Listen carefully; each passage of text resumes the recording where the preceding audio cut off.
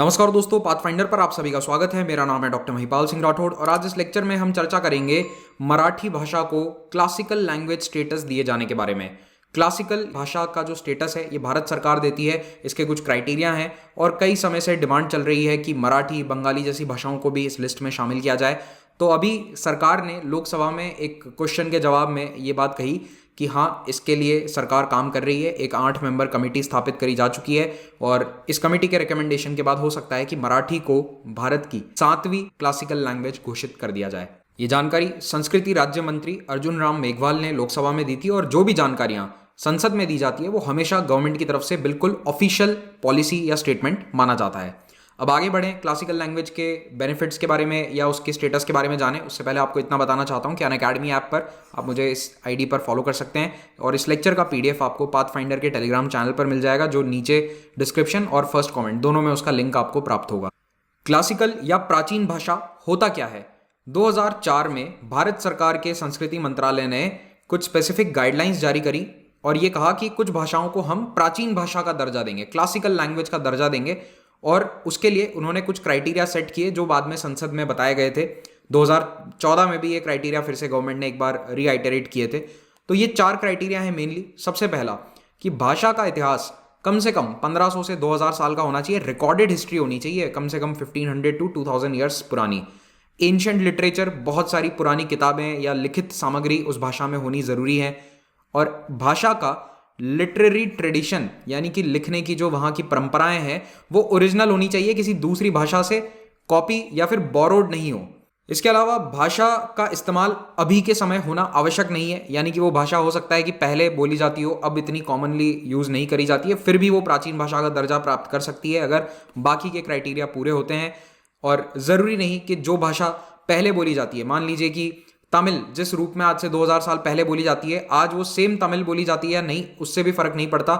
तमिल को प्राचीन भाषा का दर्जा दिया जा सकता है और दे दिया गया है। और इसके अलावा फाइनली सरकार ने कुछ अदर यार्ड स्टिक्स भी मेंशन कर दिया था, यानी हो सकता है कि भविष्य में इसमें कुछ और क्राइटेरिया भी जोड़े जा सकें। तो 2014 में ये प्लान स्टार्ट हुआ था। उसके बाद सबसे पहले तमिल और संस्कृत को ये दर्जा दिया गया 2004 एंड 2005 में। उसके बाद तेलुगु, कन्नड़ा, मलयालम और लेटेस्ट उड़िया को 2014 में ये दर्जा दिया गया था। और इस पर यूपीएससी 2014 और 2015 दोनों में प्रीलिम्स में सवाल पूछ चुका है। तो ये एक फेवरेट टॉपिक था उस समय एग्जामिनर्स का, तब क्लासिकल लैंग्वेज काफ़ी चर्चा में था। तो अब 5-6 साल से इतना चर्चा में नहीं है, लेकिन अभी फिर से मराठी के ऊपर ये डिबेट हुआ है या फिर सवाल का जवाब दिया गया है लोकसभा में, then again it becomes important for us. तो इसीलिए आप क्लासिकल लैंग्वेज के बारे में सारी जानकारी अच्छे से हासिल कर लीजिए। सिंपल है, ज़्यादा कोई टफ चीज़ भी नहीं है यहाँ पर, बिल्कुल बेसिक से पॉइंट है। बेनिफिट्स क्या है किसी भी भाषा को अगर सरकार ये दर्जा दे देती है? तो देखिए, उन भाषाओं के लिए कुछ खास सुविधाएं उपलब्ध करवाई जाएंगी, जैसे 2 इंटरनेशनल अवार्ड शुरू किए जाएंगे फॉर स्कॉलर्स ऑफ एमिनेंस। तो उस भाषा में जो अच्छा काम कर रहा है उसको अवार्ड्स दिए जाएंगे सरकार के द्वारा। सेंटर ऑफ एक्सेलेंस स्थापित किया जा सकता है उस भाषा के लिए, जैसे संस्कृत के लिए कई विश्वविद्यालय सरकार ने स्थापित किए हैं, कन्नड़ा के लिए भी किए हैं, तमिल के लिए भी किए हैं। उड़िया का मेरे ख्याल से अभी तक स्टार्ट नहीं हुआ है जहां तक मेरी जानकारी है। अगर कोई उड़ीसा से है तो मुझे बताइएगा कमेंट में, इंस्टीट्यूट स्टार्ट होने वाला था, वो हो गया है या नहीं। फिर यूजीसी जो प्रोफेशनल चेयर स्थापित करेगी। चेयर का क्या मतलब होता है कि देखो, एक फिक्स डिपार्टमेंट या फिर एक पोजिशन क्रिएट करी जाती है नई, और वहां पर कोई भी स्कॉलर, कोई रिसर्चर आकर काम कर सकते हैं, उनको एक फिक्स स्टाइपेंड दिया जाएगा और वो उस भाषा के ऊपर और रिसर्च कर सकते हैं। तो एक तरह से भाषा के रिसर्च के लिए या डेवलपमेंट के लिए आप स्पेसिफिक पैसा या बजट एलोकेट कर रहे हैं ताकि लोग आकर उसके लिए रिसर्च के लिए काम करें। तो इसको कहा जाता है चेयर। तो कई विभागों में इस तरह की चेयर्स होती हैं। तो यहाँ पर लैंग्वेज की स्टडी के लिए भी प्रोफेशनल चेयर्स की स्थापना करी जाएगी सेंट्रल यूनिवर्सिटीज़ और अन्य यूनिवर्सिटीज़ में। अब आते हैं मराठी भाषा पे। तो Marathi Indo Aryan language group का एक हिस्सा है और लगभग 12 करोड़ लोग पूरी दुनिया में मराठी बोलते हैं। महाराष्ट्र राज्य की ये ऑफिशियल लैंग्वेज है ऑफकोर्स, और गोवा में भी ये को ऑफिशियल लैंग्वेज है। ये बात बहुत इंपॉर्टेंट है, याद रखिएगा। संविधान में जिन 22 भाषाओं को रिकॉग्नाइज किया गया है उनमें से भी ये एक है। अब आप में से कई लोग सोच रहे होंगे कि मराठी तो केवल एक राज्य में बोली जाती है, महाराष्ट्र में, लेकिन ऐसा नहीं है। मराठी भाषा कई एरियाज में, कई राज्यों में बोली जाती है। उसके पीछे सबसे बड़ा रीजन क्या है? मराठा एम्पायर। तो 18वीं सदी में मराठा एम्पायर अपने चरम पर था और उस समय आप देख सकते हैं कि गुजरात, मध्य प्रदेश, छत्तीसगढ़, महाराष्ट्र राज्य और कई इलाकों में मराठा किंगडम्स एस्टैब्लिश हो गए थे। मराठा कॉन्फेडरेसी थी, आपने सुना होगा, सिंधिया, ग्वालियर, इंदौर, होलकर। अगर आपने मेरे मॉडर्न हिस्ट्री के लेक्चर्स देखें तो आपको याद होगा।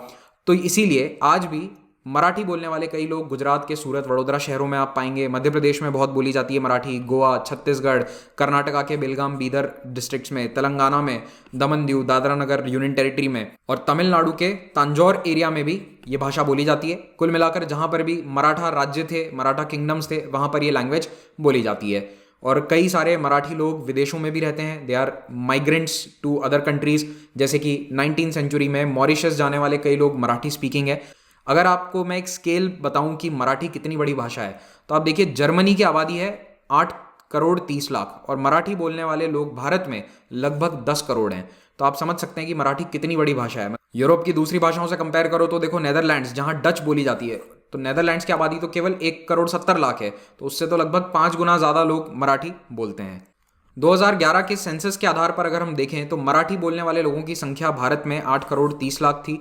और अगर 2011 की ही उस डेटा को आप बेसिस मानेंगे तो दुनिया में 10th most spoken language Marathi है। दुनिया में 10वीं सबसे ज्यादा बोले जाने वाली भाषा है मराठी, और भारत में हिंदी और बंगाली के बाद ये तीसरे नंबर पर आती है।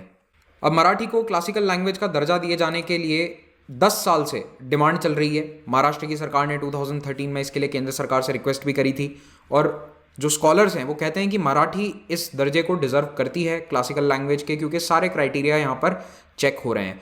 मराठी लगभग 2000 साल पुरानी भाषा है, और इसके लिए जो प्रूफ दिए जाते हैं वो ये कि पूना के पास में जुनार तालुका में एक शिलालेख है जिसमें मराठी भाषा के बारे में लिखा हुआ है। अब ये आज की जो मराठी है उसी से सिमिलर बताया जा रहा है। कुछ अन्य भाषाएं जैसे कि महाराष्ट्रियन, प्राकृत, महारथी और देसी भाषाओं को भी मराठी का ही प्रिकर्सर माना जाता है। जो आज के समय की मराठी है उनकी प्रिकर्सर ये वाली भाषाएं बताई जाती है। तो मराठी की जो संस्थाएं हैं, जो लिटरेरी ऑर्गेनाइजेशंस हैं, वो कई समय से इसकी डिमांड कर रहे हैं। श्रीलंका की एक किताब है दीपवंसम, जो पाली भाषा में लिखी गई है। इसमें मराठी के एक अलग भाषा होने के बारे में जिक्र किया हुआ है during the time of emperor Ashok. तो इसका मतलब तो ये हो गया कि मराठी 2000 नहीं बल्कि लगभग 2200 साल पुरानी हो गई, 2200 ईयर्स पुरानी भाषा है। और इस किताब में ये लिखा गया है कि महारथी बोलने वाले भिक्खु, बुद्धिस्ट भिक्षु, ये कोंकण, कुंडल, कोल्हापुर जो हैं, इन सारे एरियाज में भेजे गए थे। इनको बुद्धिज्म फैलाने का यहाँ पर जिम्मा दिया गया था। विनय पिटक जो किताब है बुद्धिज्म की सबसे इंपॉर्टेंट किताबों में से एक, उसमें महाधम्म रक्षक नाम के एक भिक्षु के बारे में बताया गया है जो महाराष्ट्र वाले एरिया में भेजे गए थे और ये भी मराठी भाषा बोलते थे। तो इस प्रकार से जो मराठी भाषा है वो संस्कृत से पैरेलल एक इंडिपेंडेंट भाषा के रूप में चल रही है बिफोर कॉमन ईरा, यानी कि सीई वाले समय काल से पहले, 1 AD के भी पहले से, जो BC वाला टाइम पीरियड है, उस समय से मराठी भाषा एग्जिस्ट कर रही है। लेकिन मॉडर्न मराठी के बारे में जो कॉन्क्रीट एविडेंसेस हैं, इंस्क्रिप्शंस, वो हमें कब से मिलना शुरू होते हैं? 8th सेंचुरी से। तो 739 CE में सतारा के पास में एक कॉपर प्लेट इंस्क्रिप्शन मिला है जिसमें मराठी पहली बार देखी गई है। उसके बाद 10th सेंचुरी में मराठी इंस्क्रिप्शन मिलता है श्रवणबेलगोल से, जो कर्नाटका में स्थित है। भारत का सबसे बड़ा पत्थर का स्टैचू है, आपको पता ही होगा, बाहुबली का स्टैचू है। जैन धर्म में बहुत इंपॉर्टेंस है इसकी। इस स्टैचू के फुट के पास में, पाँव के पास में आपको ये इंस्क्रिप्शन जो देखने को मिल रहा है, ये एक पुराना मराठी इंस्क्रिप्शन है। हालांकि ये प्राकृत से मिलता जुलता है क्योंकि ये भाषा भी प्राकृत से ही निकली है। तो ये पहले इंस्क्रिप्शंस हमें मिलते हैं मराठी भाषा के। मराठी भाषा ज्यादा पॉपुलर होती है 12th सेंचुरी में, जब इसे यादव राजाओं ने अपना लिया। देवगिरी से राज करने वाले सेवना डायनेस्टी के ये यादव राजा पूरे महाराष्ट्र एरिया को रूल करते थे। आज का जो महाराष्ट्र है और भी उससे कई बड़ा एरिया था इनका, कर्नाटका के भी कई एरियाज में इनका रूल था। तो इन राजाओं ने शुरुआत में तो कन्नड़ा और संस्कृत भाषा का इस्तेमाल किया अपने शिलालेखों के लिए, लेकिन धीरे धीरे ये देखा जाता है कि मराठी का इस्तेमाल बढ़ जाता है। और उसके बाद इसके पूरे प्रमाण मिलते हैं कि मराठी कोर्ट लैंग्वेज बन गई थी, यानी कि दरबार में ऑफिशियल कामकाज मराठी भाषा में होने लगा था। और खास करके जो आखिरी 3 सेवना राजा थे 14th सेंचुरी में, उनके समय में तो बहुत सारा लिटरेचर इस भाषा में लिखा गया था। मराठी का सबसे ज्यादा प्रचार प्रसार होता है भक्ति काल के दौरान। तो हिंदू धर्म में जो भक्ति मूवमेंट चल रहा था उस समय जो हिंदू सेंट थे ये मराठी भाषा का इस्तेमाल करते थे अपनी बातों को कहने के लिए। तो 2 पंथ हैं जिनको बहुत बड़ा श्रेय जाता है इस भाषा को पॉपुलर करने का, वो है महानुभाव और वारकरी पंथन। तो इन्होंने मराठी भाषा को अपनाया पूरी तरह से अपनी धर्म की बातों को आगे बढ़ाने के लिए। अंग्रेजों के आने के बाद 19th सेंचुरी में मराठी भाषा की ग्रामर को स्टैंडर्डाइज किया गया विलियम कैरी के द्वारा। ये एक ब्रिटिश अफसर थे, इन्होंने मराठी भाषा की जो ग्रामर है उसको लिखा, उसको स्टैंडर्डाइज किया थोड़ा सा। लेकिन इनके द्वारा जो डिक्शनरी तैयार करी गई थी वो पूरी नहीं है। मराठी स्कॉलर्स का ये कहना है कि कैरी की जो डिक्शनरी है इसमें कई शब्द देवनागरी में ज़्यादा लिखे गए थे। आज के समय में मराठी भाषा देवनागरी लिपि में लिखी जाती है, लेकिन 19th सेंचुरी तक जो मोस्ट कॉमन लिपि थी, स्क्रिप्ट थी, वो मोडी स्क्रिप्ट थी। ठीक है, इंग्लिश में इसको MODI लिखा जाता है, लेकिन हिंदी में इसे हम प्रोनाउंस करते हैं मोडी। ठीक है, ड है ये, द नहीं है। तो मोडी स्क्रिप्ट 19th सेंचुरी तक ज़्यादा इस्तेमाल होती थी, लेकिन कैरी के इस डिक्शनरी के बाद देवनागरी लिपि ज़्यादा पॉपुलर हो गई और आज के समय में मराठी भाषा मोस्टली देवनागरी लिपि में ही लिखी जाती है। मराठी लैंग्वेज डे सेलिब्रेट किया जाता है 27 फरवरी को। महाराष्ट्र और गोवा के कई हिस्सों में ये दिन क्यों सिलेक्ट किया गया था? क्योंकि बहुत ही फेमस मराठी पोएट और राइटर विष्णु वामन शिरवाडकर का जन्मदिन है ये, और इनका एक बहुत अच्छा पेन नेम था, नाम के साथ ये लिखा करते थे कुसुमाग्रज। इस नाम से इन्हें जाना जाता है, तो नाम याद रखिएगा, कुसुमाग्रज और विष्णु वामन शिरवाडकर। तो ये 20th सेंचुरी के बहुत ही फेमस मराठी राइटर पोएट हैं। तो इसी के साथ ये लेक्चर आज समाप्त करते हैं। इस टेलीग्राम चैनल से आप PDF डाउनलोड कर सकते हैं। अगर UPSC के एस्पिरेंट हैं तो अनअकैडमी ऐप पर भारत के बेस्ट एजुकेटर्स लाइव पढ़ाते हैं। यहाँ पर बहुत सारी स्पेशल क्लासेस होती हैं जो कम्प्लीटली फ्री हैं। इन क्लासेस को अटेंड करने के लिए आपसे बस एक कोड मांगा जाएगा। You can use my code Mahipal to unlock any free activity on the app. अगर आप एक टाइम टेबल के साथ एग्जाम की तैयारी करना चाहते हैं तो एक सब्सक्रिप्शन अवेल कर सकते हैं, आइकॉनिक या प्लस। आइकॉनिक सब्सक्रिप्शन में आपको क्या मिलेगा? Personal guidance. ये एक बहुत बड़ा एडिशनल यहाँ पर बेनिफिट है। जो भी सब्सक्रिप्शन आप लें उसमें महिपाल कोड यूज़ करने पर आपको 10% डिस्काउंट प्राप्त हो जाएगा। और याद रखिए कि ऑप्शनल की तैयारी भी यहाँ पर होती है, लेकिन अभी एक कॉम्बो ऑफर चल रहा है, फ्रीडम ऑफर। इसमें आपको ऑप्शनल और GS दोनों की तैयारी एक साथ करवाई जाएगी। तो यहाँ पर कंप्लीट कवरेज है, आपको इसके बाद कुछ भी सोचने देखने की ज़रूरत नहीं है। UPSC का GS, प्रीलिम्स, मेंस, ऑप्शनल, तीनों की क्लासेस, तीनों की टेस्ट सीरीज और प्रिंटेड मटेरियल सब कुछ आपको एक साथ यहाँ पर उपलब्ध हो जाएगा। इस ऑफर का फ़ायदा उठाइए। 18 अगस्त तक ये ऑनगोइंग है, और यहाँ पर भी अगर आप ये कोड यूज़ करेंगे तो आपको 10% डिस्काउंट प्राप्त होगा। 1 ईयर, 2 ईयर और 3 ईयर सब्सक्रिप्शन के प्राइसेस यहाँ पर आप देख सकते हैं। EMI पर भी आप इसे ले सकते हैं, तो हर महीने एक छोटा अमाउंट आपको पे करना है। EMI पर कैसे आगे बढ़ना है, तो उसके लिए इस वीडियो के नीचे डिस्क्रिप्शन में आपको एक ऐसा लिंक मिलेगा, उस पर क्लिक कीजिए। आगे पूरा प्रोसेस आपको अपने आप समझ में आ जाएगा। किताबें हिंदी या इंग्लिश जिसमें भी आप चाहें ले सकते हैं।